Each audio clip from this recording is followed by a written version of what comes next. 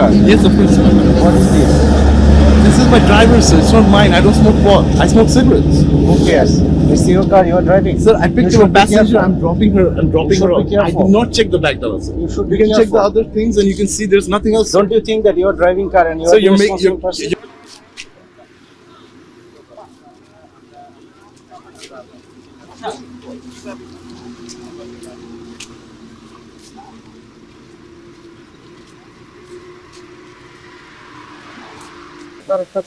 কার গাড়ি এটা ভাই? DMP commissioner sir. DMP commissioner আছে, পুলিশের স্টিকার লাগানো। আপনার কি ড্রাইভিং লাইসেন্স আছে? হ্যাঁ সব আছে, সব আছে, সব কাকে দিচ্ছি। ফোন দিচ্ছেন? আমি ওই যে স্যারক দিচ্ছি একটু ফোন। আপনার ড্রাইভিং লাইসেন্স নাই? হ্যাঁ সব আছে। তাহলে ফোন দিচ্ছেন কেন? ওই যে চাইতেছে যে গাড়ি কার এটা, গাড়ি এটা জিজ্ঞাসা করার জন্য এটা বলতেছে। ড্রাইভিং লাইসেন্স সাথে আছে? হ্যাঁ সব আছে। পুলিশের নাম কি? হ্যাঁ নাম কি? ডিএমপি কমিশনার নাম কি? মাইনুল হাসান। মাইনুল হাসান। আপনারা আমাদেরকে তাল গাছ দেখাবেন আর ওই তাল গাছ আমরা নারিকেল মনে করে খাবো, ওই দিন এখন আর নাই বাংলাদেশে। সেনাবাহিনীগুলোকে যেভাবে করাপ্ট করা হয়েছে বিজনেস করতে দিয়ে দিয়ে। আসসালামু আলাইকুম প্রিয় দর্শক শ্রোতা, সেনাবাহিনীকে নিয়ে এবার দুঃসাহসিক বক্তব্য দিলেন ব্যারিস্টার ফুয়াদ। ব্যারিস্টার ফুয়াদের অগ্নিঝরা বক্তব্যতে উঠে আসলো সেনাবাহিনীর মধ্যে আসলে হচ্ছে কি, সেনাবাহিনী আসলে চাচ্ছে কি, সেনাবাহিনী আসলে কি করবে তারা।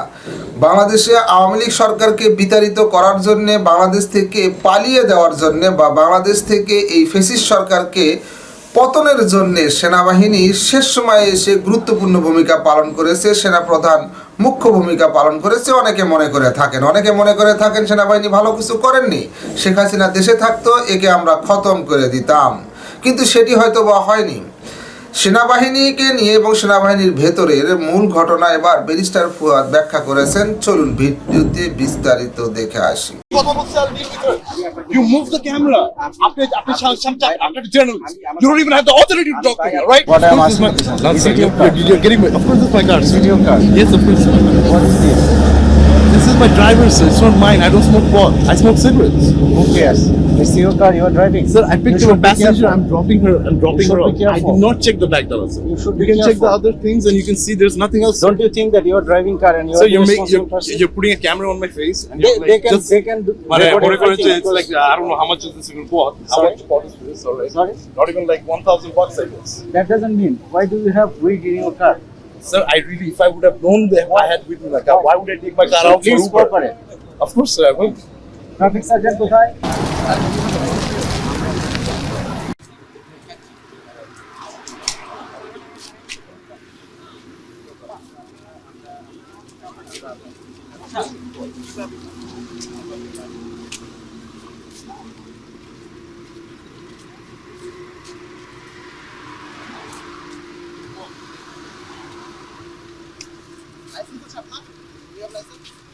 Yeah, I have license. I have the delivery slip. You know that.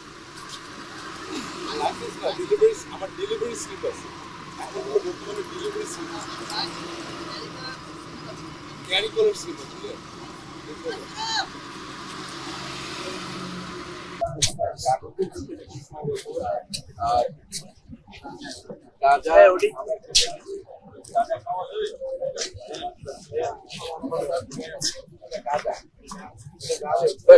Why মানে কেন মনে করো ভাই আমরা আমি কি আসলে fucking move the camera, man. I even have my right to move the camera. No, move the fucking camera.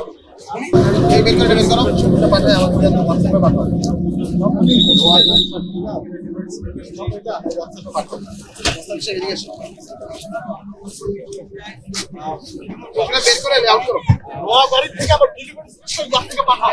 WhatsApp-এ পাঠাও। আবার আমি থামাই সবাই। পাওয়া গেছে?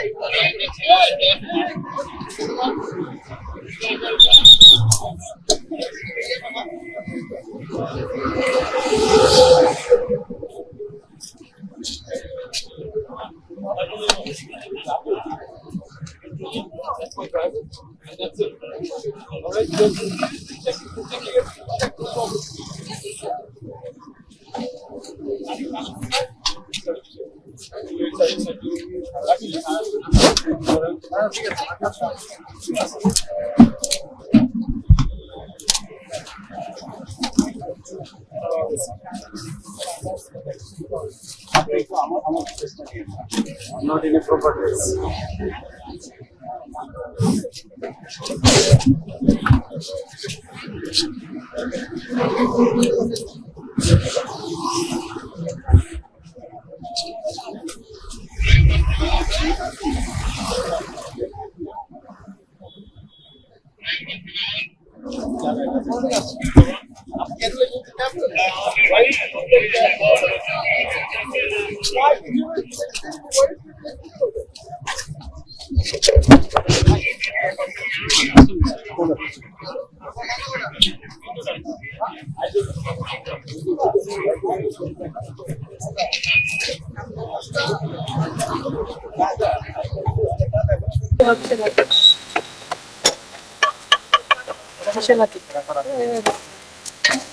একটা সরকারি লাঠি করতেছে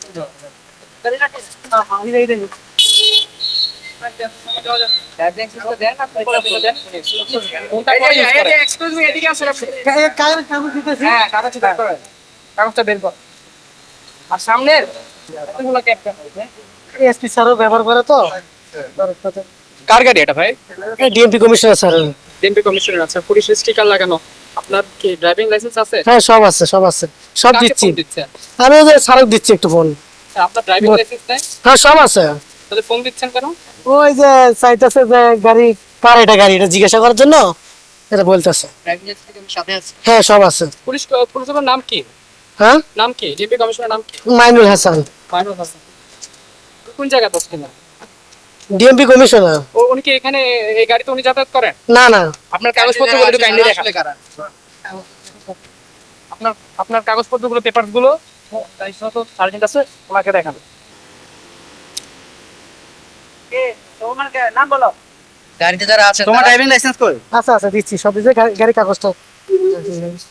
তোমার ড্রাইভিং লাইসেন্স আছে? দাও দাও ড্রাইভিং লাইসেন্স দাও। ড্রাইভিং ফোনটা আগে একটু কাইন্ডলি ফোনটা রাখেন। দেখান, তারপর পেপারস গুলো আগে দেখেন। তো দিছি তো। তোমার অরিজিনাল কাগজ কই? কাগজ তো ওখানে। স্যারের ফোনে দাও। নাম্বার কই দেখি, আমার নাম্বার তো দেখাও না, আমি নাম্বার দেখতে তো বলতে পারবো। দাও দাও তুমি ড্রাইভিং লাইসেন্স দাও। এ কই সার্জেন্ট কই? এ দাও, এদিকে এসো। তোমার এত সময় দেওয়া যাবে না। এক মিনিট। আবেদন করছে? ফোনটা লাউডে দিন।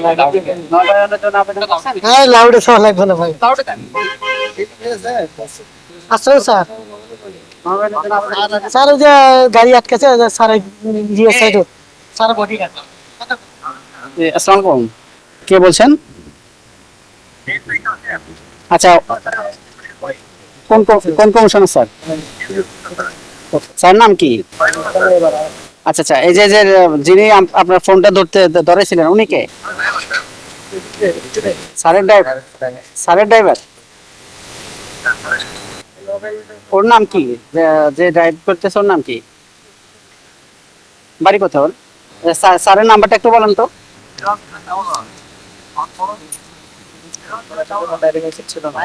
এটা কি স্যারের নাম্বার? 01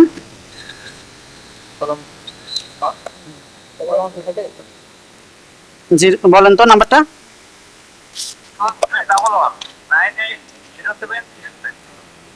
01711। তোমার ড্রাইভিং লাইসেন্স দাও। তোমার নাম কি? বাড়ি কোথায়? দাও। কাগজ পাইনি, ডেট ফেলে গেছিল, এমনি কাগজ দিয়েছি। ইয়ের কাগজ দাও। কাগজ দেয় নাই স্যার, কাল পরশু দিন রবিবার দিন মানে রিসিপ্ট দাও। আমি তো ছিয়েছি স্যার পাশে। বেরো, তুমি বেরো। বেরো, গাড়ি থেকে বের হও। আপনি যাকে ফোন দিলেন সে তিনি কে? তিনি তো ডিএমপি কমিশনার না। বডিগার্ড। বডিগার্ড এ স্যার। এই গাড়িটা কে ব্যবহার করে? এটা তো স্যার ব্যবহার করে না। না এটা বাসার গাড়ি। বাসার গাড়ি তো আপনি ব্যবহার করেন? হ্যাঁ জি স্যার। স্টিকারের ভিতরে রাখছেন? না না ওনারা নিয়ে নিয়েছে। আসেন, আপনি আসেন। আপনার এটা খুলে দেন তো।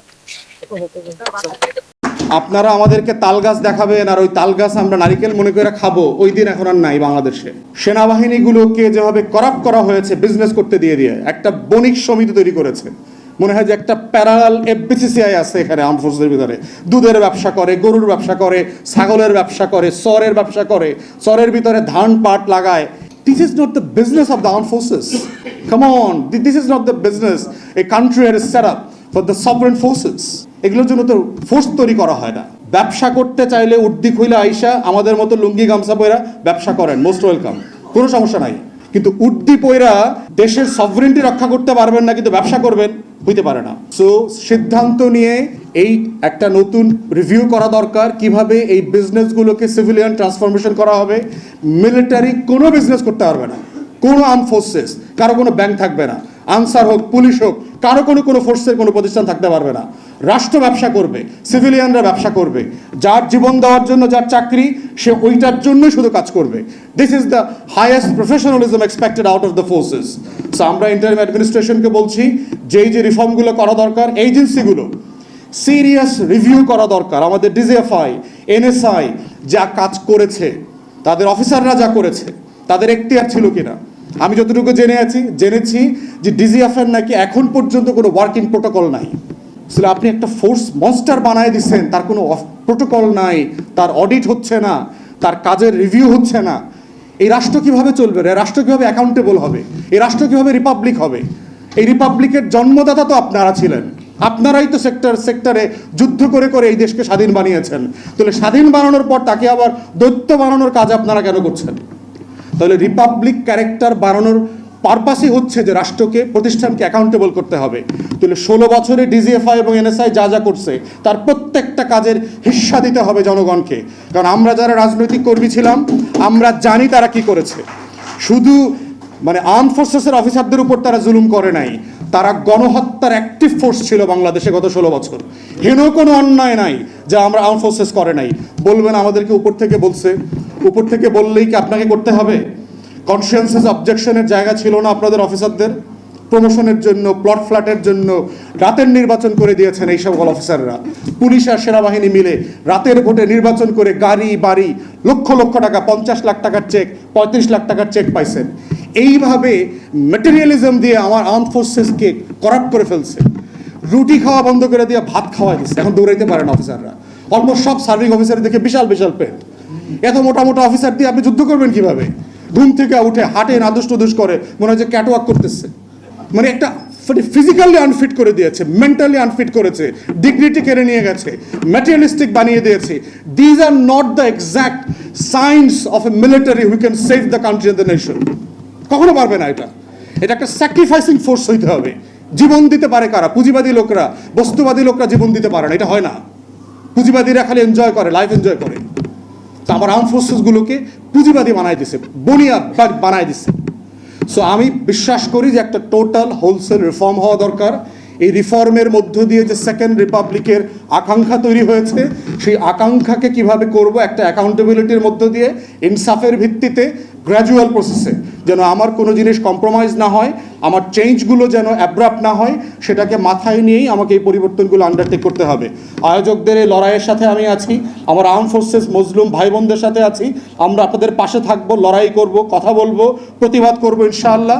এবং যা করণীয়, রাষ্ট্রের সাথে যদি নেগোশিয়েট করা লাগে আপনাদের হয়ে, সেই লড়াই আমরা করব। সবাইকে অসংখ্য ধন্যবাদ। প্রিয় দর্শক শ্রোতা, এই বিষয়ে আপনার মতামত থাকলে কমেন্ট বক্সটি আপনার, লিখতে পারেন কমেন্ট বক্সে আপনার মতামত। সেনাবাহিনী কি বাংলাদেশের ভালো চাচ্ছে? সেনাবাহিনীর প্রধান কি আওয়ামী লীগের দালাল, ইন্ডিয়ার দালাল? এ বিষয়েও লিখতে পারেন। আজকে এই পর্যন্তই। আল্লাহ হাফেজ।